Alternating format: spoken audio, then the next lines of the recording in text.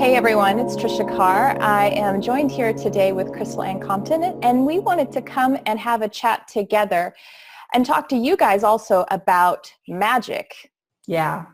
I want to talk specifically about how to demystify magic. And I know we both came up through fundamentalist Christianity, and we were both taught that there was a lot of spirit in Christianity, but it was like a good kind and then a bad kind. And the bad kind usually involved stuff like magic. And so there's a little bit of this weird stigma around it. And when in actuality, magic is really manifestation. It's bringing about a result or an outcome through your force of will. So I kind of wanted to talk to you a little bit about it. You are going to be teaching an upcoming class on this in the Lightworkers Lab.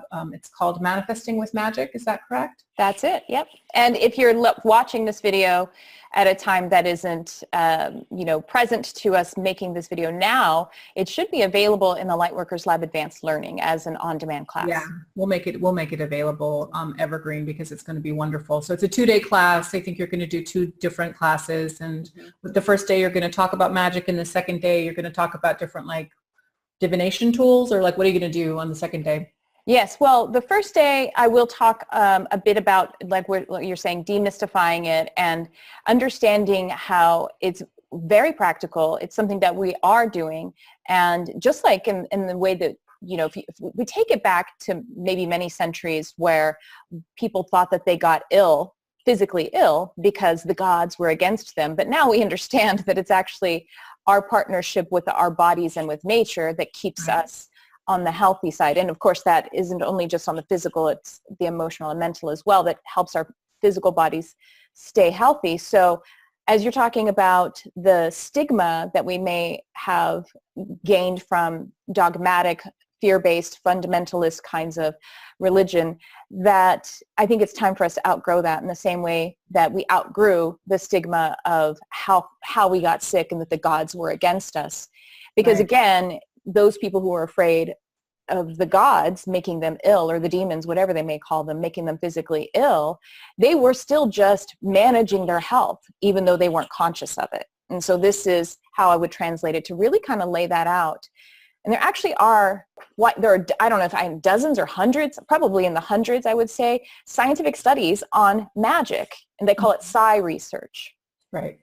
And then now the second day, we'll talk about literal tools to be able to do it. So yes, rituals, divination. Divination is a word that is also sometimes stigmatized. Yeah, it is. And it's divination is just like tools that we can use in order to manifest something. And there's all kinds. Yeah. You can make your own tools. It doesn't even have to be something super traditional or something that is very well known. You can make your own tools to manifest as well, which I think is interesting. So are you going to be talking about specific tools, or are you going to be kind of just, what are you going to be talking about? Yeah, techniques and tools. And so the way that I wanted to show you, since you were talking about make your own tools, this is my handy dandy pendulum that I made. These were items that I found. This is an old ring. Oh, I love it. Yeah, and this is an ugly gold chain. I mean, it's not ugly in and of itself, but Crystal and I, you know how men dressed in the early 90s. Totally. Yeah.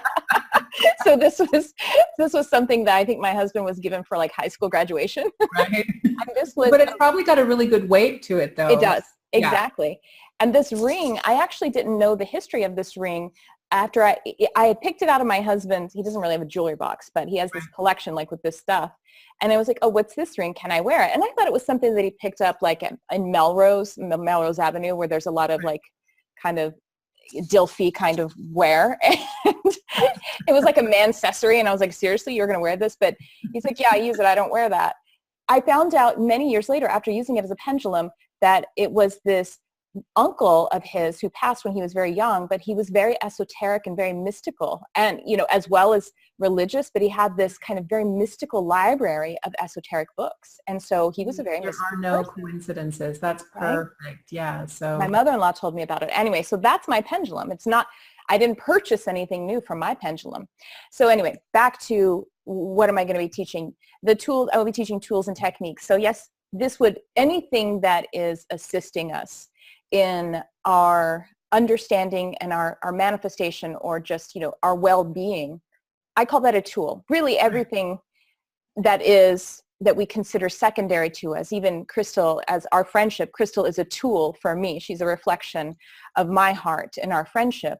So the reason I highlight that is because tools work if they are tools and they don't become our master. Right. Because if they become our master, then we actually are bypassing our own free will, and it's just wrong. It won't actually function right, because we need to function with the laws of the universe and with the laws of the will of God in order for things to be manifest. Well, and with divination tools, I've always looked at them as helpers, but really gateway tools that allow you to tap into your own inner magic. And that's where we kind of get back to this negative connotation around magic. I really want there to be a return to the sensibility that we are magical and that our lives can be filled with wonder and with magic, and really it exists within us. And so the tools that we use are amplifiers of that, or ways that we can get into contact with that. And so that's perfectly divine. I would think that God would want that. I would think that Source would want us to be able to connect in that way, in whatever way is possible. But the fact is, there are certain things that we can do, certain rituals, certain techniques, and certain tools that help us to get there faster or help us to manifest faster. And that's the kind of stuff I'm really interested in, because we all want a little shortcut, right? Or we all want something that will get us into that really quick and dynamic alignment, and divination tools and magic can help us do that. But this is magic with a C, not necessarily magic with a K. What's the difference, do you think, when people say magic with a K?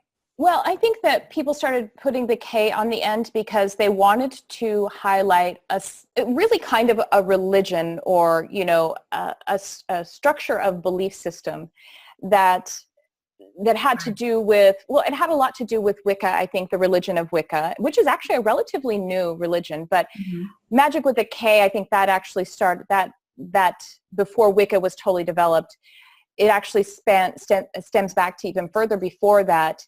And it really was, I think, trying to stand apart from the stigma that was placed upon it by religion, or, dogmatic, and, just the fear in itself. So it wanted to set itself apart in these magic schools, these esoteric thought.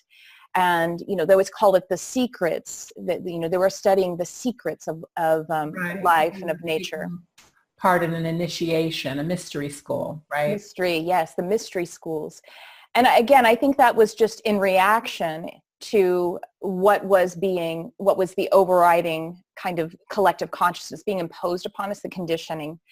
And, I think it's again, since you and I come from fundamentalist Christianity, there is text in the Bible. And by the way, I always like, when I talk about the Bible, I always like to point out that the Bible is not in and of itself. There's no Bible that's literally magical. Like, you could rip some pages out of a Bible, I give it to Crystal, and it doesn't self-heal. So it always is filtered. It's filtered through men. It's, we have how many different versions of the Bible. Nevertheless, there are really wonderful philosophical and quite magical guidances in there. But we have to, like anything else, it should be a tool. And that might actually, if you are someone who believes that the word of the Bible is infallible, that might actually give you tension, and that's okay. I get it. I don't mean to confront anyone's beliefs. So I just like to say that as a side note when I point out that the word, and there are some scriptures that actually say divination practices and the use of cards and the use of this, that, and the other thing, that they are evil. We really got to take things like that in the context, The writers of those letters at the time were pointing out people that had maybe let those tools become the master. And he's talking about a sort of collective that had gone off the mark, in the same way that, not that this has to be a Bible lesson, but in the same way that in the New Testament, Paul writes letters saying that women and men have to sit on opposite sides of the church, and the women have to have their heads covered. I mean, we took it in the context because that was appropriate for the culture. Right. And again, even if you don't come from Christianity, we still actually are really influenced in westernized culture by all of this kind of thought. I have clients of mine who didn't come up in any kind of Christian church, and they sort of had the same kind of healing that they have to go through. And it's really just because of the societal kind of conditioning. It's in there.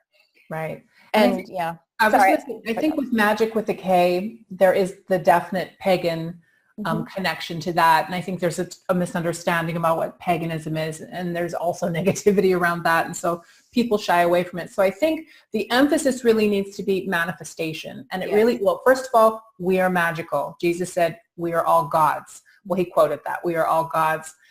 But second, we came here to be creators. We came here in the likeness of our Creator, created in that likeness and perfection, into a fallible or an imperfect dimension, but to create. And we get to use all of the resources available to us. We get to intend for what that's supposed to be. We get to use whatever we can through inspiration or through our own reasoning in order to create the lives that we want. And I think tapping into our natural magic and our natural ability is the way to do that. We're always talking about, as teachers, intelligent design, intelligent life design. Like, what kind of life do you really want to live? Do you want to live a financially independent life? Do you want to live a life with somebody that you truly have a heart connection with? Like, what does that look like?